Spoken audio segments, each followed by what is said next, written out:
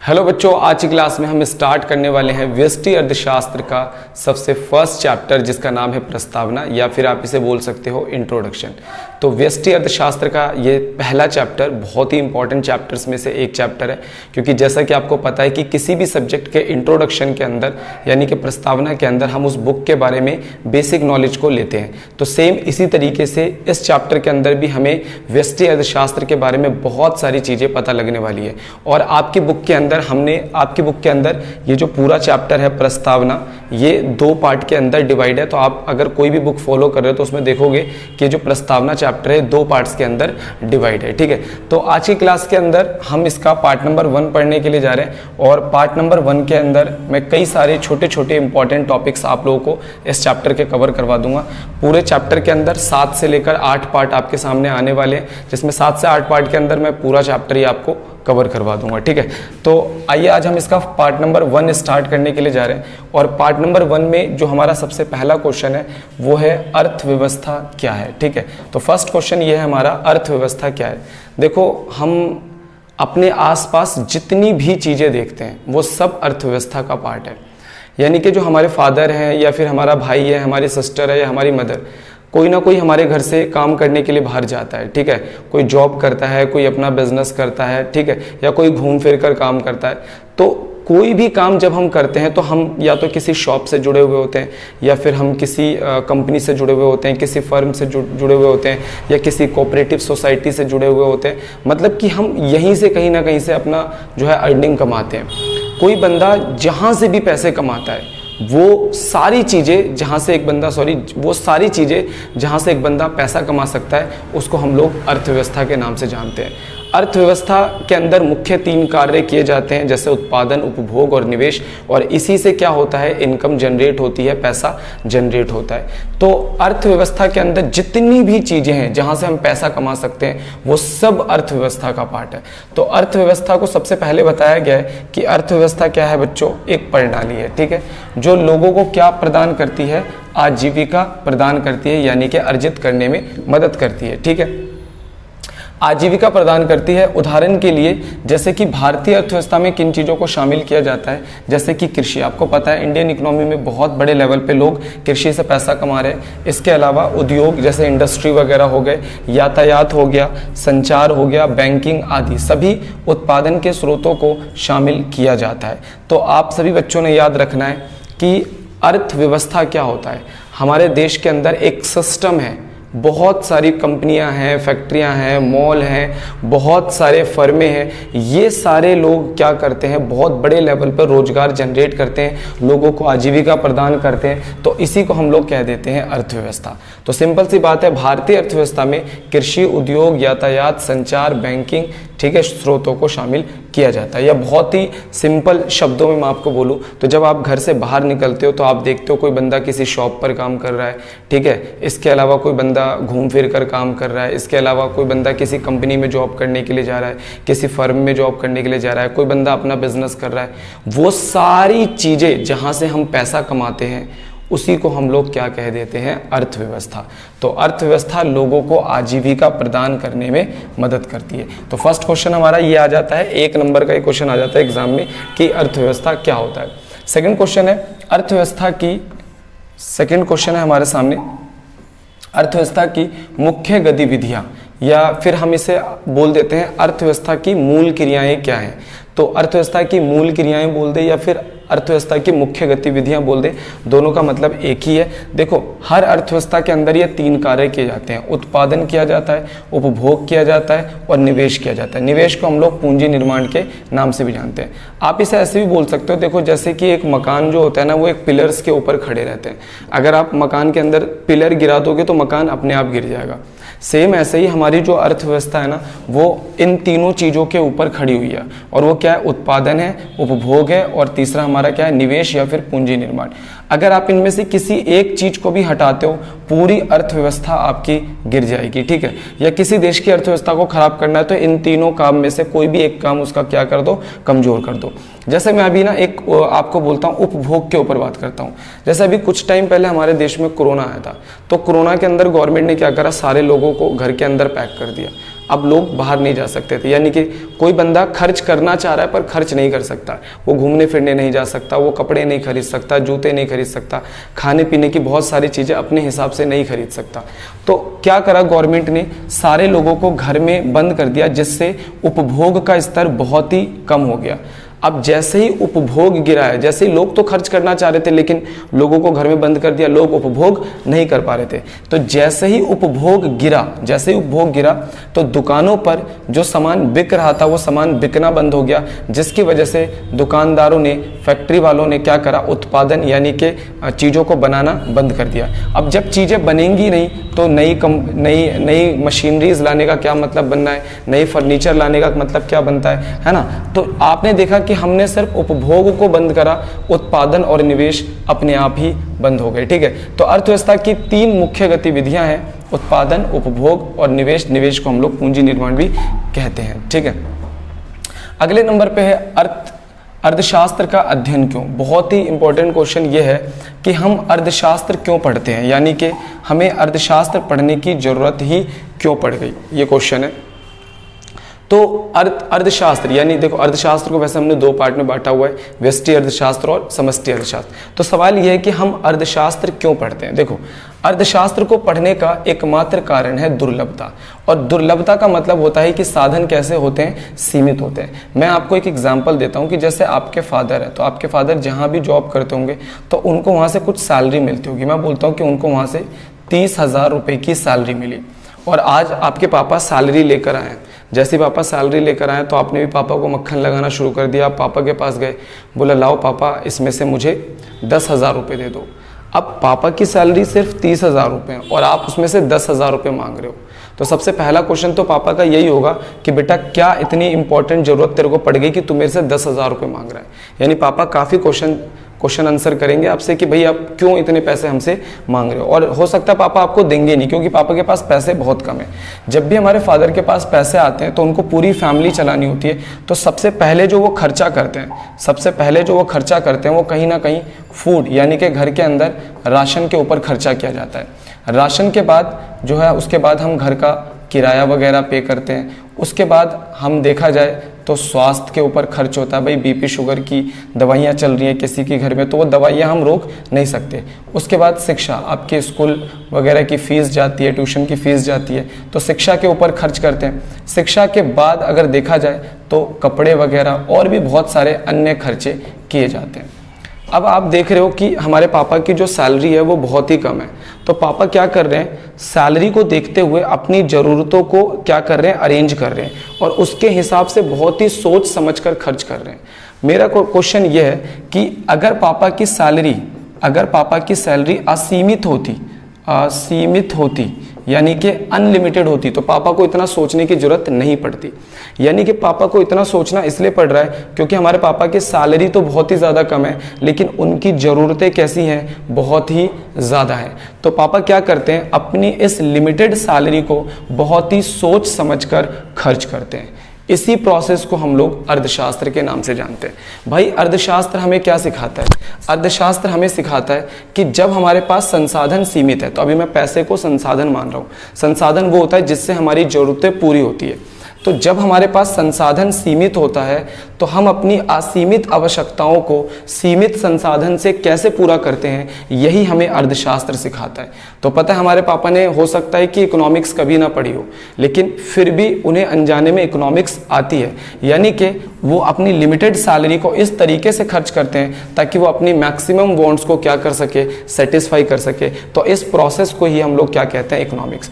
और ये जो पापा की सैलरी सीमित होती है ना, पापा की ज़रूरतें तो असीमित है लेकिन पापा की जो सैलरी है, पापा के जो रिसोर्स हैं वो कैसी होती है, सीमित। तो इसी को हम लोग कह देते हैं दुर्लभता। यानी कि पापा की ज़रूरतें कम है, पापा की ज़रूरतें बहुत सारी हैं लेकिन उसके हिसाब से पापा की सैलरी क्या है, बहुत ही कम है, यानी कि दुर्लभ है।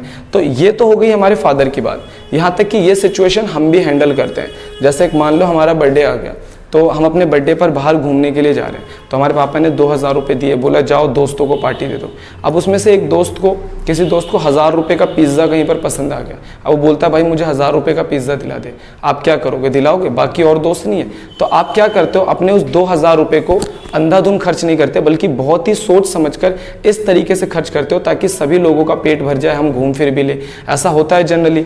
तो इसका मतलब क्या है कि वहां पर हमारे पास जो पैसे हैं वो बहुत ही लिमिटेड है और हम कई सारे दोस्त हैं, तो सोच समझकर पैसा खर्च करते हैं ताकि सभी को सेटिस्फेक्शन मिल जाए। तो सेम यही चीज जो होती है ना, ये हमारी गवर्नमेंट भी करती है। बच्चों, हमारी गवर्नमेंट अपनी सारी जरूरतों को पूरा करने के लिए लोगों से बहुत बड़े लेवल पर टैक्स लेती है, ठीक है। और उस टैक्स की मदद से गवर्नमेंट बहुत सारे काम करती है, जैसे कि उसको एजुकेशन पे खर्च करती है, हेल्थ पे खर्च करती है, इसके अलावा और भी बहुत सारे डेवलपमेंट पे खर्च करती है। तो अक्सर आपने देखा होगा कि गवर्नमेंट बहुत सारी ज़रूरतें लोगों की पूरी नहीं कर पाते, तो लोग क्या करते हैं, गवर्नमेंट के खिलाफ विद्रोह भी करते हैं।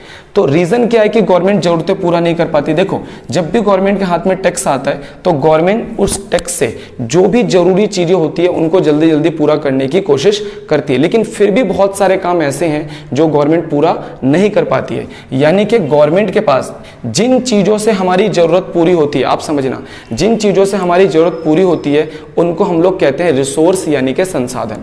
जैसे पापा के केस में सैलरी पापा का संसाधन है, हमारे केस में हमारी पॉकेट मनी संसाधन है, और गवर्नमेंट के केसेस में जो गवर्नमेंट के पास टैक्स आ रहा है वो भी गवर्नमेंट का संसाधन है।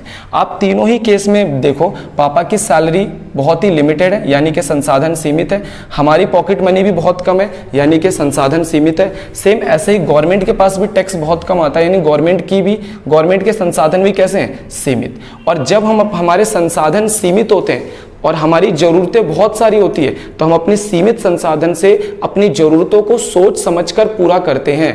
इसी को हम लोग कह देते हैं बच्चों अर्थशास्त्र, ठीक है। और हमारे संसाधन क्या है, सीमित है। सोचो, अगर हमारे फादर की सैलरी अनलिमिटेड होती तो उनको इतना दिमाग लगाने की जरूरत नहीं होती। हमारी पॉकेट मनी अनलिमिटेड होती तो हम खर्चा करने से पहले कभी नहीं सोचते। गवर्नमेंट के पास अनलिमिटेड पैसा, अनलिमिटेड टैक्स होता तो गवर्नमेंट को भी कभी इतना सोचना नहीं पड़ता। सोचना इसलिए पड़ता है क्योंकि संसाधन सीमित है, और इसी को हम लोग कहते हैं दुर्लभता। और अगर संसाधन सीमित ना होते तो हमें कभी भी इकोनॉमिक्स पढ़ने की जरूरत नहीं पड़ती। अर्थशास्त्र का अध्ययन मुख्य कारण को सरल भाषा में एक ही शब्द में दुर्लभता के रूप में व्यक्त किया जा सकता है। दुर्लभता का मतलब होता है सीमित संसाधन, इसी को हम लोग दुर्लभता कहते हैं, ठीक है। दुर्लभता सभी आर्थिक समस्याओं का जड़ है। सभी आर्थिक समस्याओं का जड़, इकोनॉमिक्स पढ़ने का जड़ दुर्लभता ही है। तो अब आपको पता चल गया होगा, कोई भी पूछे अर्थशास्त्र क्यों पढ़ते हैं तो हम बोलेंगे दुर्लभता के कारण, यानी कि संसाधन सीमित है इस वजह से। अब आते हैं दुर्लभता का मतलब क्या होता है। देखो, दुर्लभता उस स्थिति को दर्शाता है जब आवश्यकताएं उपलब्ध संसाधनों से अधिक होती है। देखो संसाधन, हमारी जरूरतें जिन चीज़ों से भी पूरी होती है उन्हें हम संसाधन कहते हैं, लेकिन मैं सिंपल मान लेता हूं क्योंकि सारी चीज़ें पैसों से खरीदी जाती है, तो मैं अभी संसाधन मतलब पैसा समझ लेता हूं। हमारे पापा की सैलरी क्या है, लिमिटेड, यानी हमारे फादर के पास संसाधन सीमित है। हमारी पॉकेट मनी भी क्या है, पापा बहुत सोच समझ कर पैसे देते हैं, तो हमारी पॉकेट मनी भी क्या है, लिमिटेड है, यानी कि हमारे पास भी संसाधन सीमित है। सेम ऐसे ही हमारी गवर्नमेंट के पास भी टैक्स बहुत कम आता है, यानी कि जितनी जरूरत है उससे बहुत कम टैक्स गवर्नमेंट को मिलता है। इसीलिए तो गवर्नमेंट जितने काम करवाना चाहती है उतने काम नहीं करवा पाती, कहीं पे सड़क नहीं बनवा पाती, कहीं पे ब्रिज नहीं बनवा पाती, ठीक है, क्योंकि संसाधन कैसे हैं, सीमित है। तो आपने याद रखना है कि दुर्लभता का मतलब क्या होता है, जब आवश्यकताएं ज्यादा होती हैं और पैसा कम होता है। पैसा बोले तो संसाधन कम होता है। बात समझ में आई कि नहीं आई। तो आवश्यकताएं उपलब्ध संसाधनों से अधिक हैं, आवश्यकताएं ज्यादा हैं, संसाधन कम है, तो इस सिचुएशन को हम लोग क्या कहते हैं, दुर्लभता। और इस दुर्लभता की वजह से ही हमें क्या पढ़ना पड़ता है, इकोनॉमिक्स पढ़ना पड़ता है। तो आई होप आपको ये बात समझ में आ गई होगी। बच्चों, नेक्स्ट हमें कह रहा है दुर्लभता इकलौती समस्या नहीं है, संसाधनों का वैकल्पिक उपयोग भी एक समस्या है। अब संसाधनों का वैकल्पिक उपयोग का मतलब क्या है। देखो, कितना अच्छा होता ना कि हम एक संसाधन को एक बार इस्तेमाल कर लेते और वो संसाधन हमारे को दोबारा मिल जाता, लेकिन ऐसा नहीं होता। एक तो संसाधन सीमित है और संसाधनों के वैकल्पिक उपयोग है। मैं आपको एक छोटा सा एग्जांपल देता हूँ। आपकी जेब के अंदर 500 रुपये हैं, ठीक है, और आप उस 500 रुपये को लेकर बाहर निकलते हो। अब उस 500 रुपये में आपके सामने 3 चॉइसेस मैं आपको दे रहा हूँ। उस 500 रुपये में से आप अपने लिए एक शर्ट खरीद सकते हो जो कि 500 रुपये की है। 500 रुपये का आप खाने पीने की कोई चीज़ खरीद सकते हो, मान के चलो पूरे 500 रुपये का आप खाने पीने का कोई सामान खरीद सकते हो, ठीक है। और उस 500 रुपये से आप एक टी शर्ट खरीद सकते हो। तो 3 ऑप्शन आपके पास है, एक शर्ट है, ठीक है, और एक मैंने आपको बताया टी शर्ट है और एक खाने पीने की चीज़ है। लेकिन अगर आपने उस 500 रुपये से एक बार टी शर्ट खरीद लिया तो ना तो आप शर्ट खरीद पाओगे और ना ही आप खाने पीने की चीज़ खरीद पाओगे। अगर आपने उस 500 रुपये से खाने पीने की कोई चीज़ खरीद ली तो ना तो आप शर्ट खरीद पाओगे ना ही आप टी शर्ट खरीद पाओगे। देखो, पैसा एक ही है 500 रुपये, लेकिन उसकी आवश्यकताएं कई सारी है। और याद रखना, अगर एक जगह आपने खर्च कर दिया तो दूसरी जगह उसका इस्तेमाल नहीं हो सकता। अगर ऐसा होता कि मान लो वो 500 रुपये का मैं टी शर्ट खरीदता और बाद में वही पैसा मुझे वापस मिल जाता तो मैं क्या करता, दोबारा फिर मैं शर्ट भी खरीद लेता, फिर तो कोई समस्या ही नहीं थी। अगर हम संसाधन को खर्च कर दे और सब वही संसाधन हमारे को वापस मिल जाए तो कोई समस्या नहीं है। लेकिन समस्या तो ये है कि एक तो संसाधन बहुत ही सीमित है, पापा की सैलरी बहुत ही कम है, यानी कि पापा के पास संसाधन बहुत ही कम है। दूसरा, उस संसाधन के बहुत सारे उपयोग हैं और एक जगह पर आपने एक बार संसाधन खर्च कर दिया तो वो संसाधन आपको वापस नहीं मिल सकता, जिससे अर्थशास्त्र के अंदर समस्याएं और भी बढ़ जाती है। इसीलिए हमें अर्थशास्त्र का अध्ययन करना पड़ता है। केवल संसाधनों को सीमित होना ही अकेली समस्या नहीं है, सीमित होने के साथ साथ संसाधनों के विभिन्न वैकल्पिक प्रयोग भी संभव होते हैं। संसाधनों के विकल्प प्रयोग से अभिप्राय है एक ही संसाधन का प्रयोग एक से अधिक कार्यों के लिए किया जा सकता है। अब जैसे हमने तो पैसों का एग्जाम्पल लिया, पैसा भी एक संसाधन है, लेकिन यहाँ पर इन्होंने एक एग्जाम्पल लिया है पेट्रोल का। आप सभी बच्चों को पता है कि पूरी दुनिया के अंदर जो है पेट्रोल की कीमतें बढ़ रही है।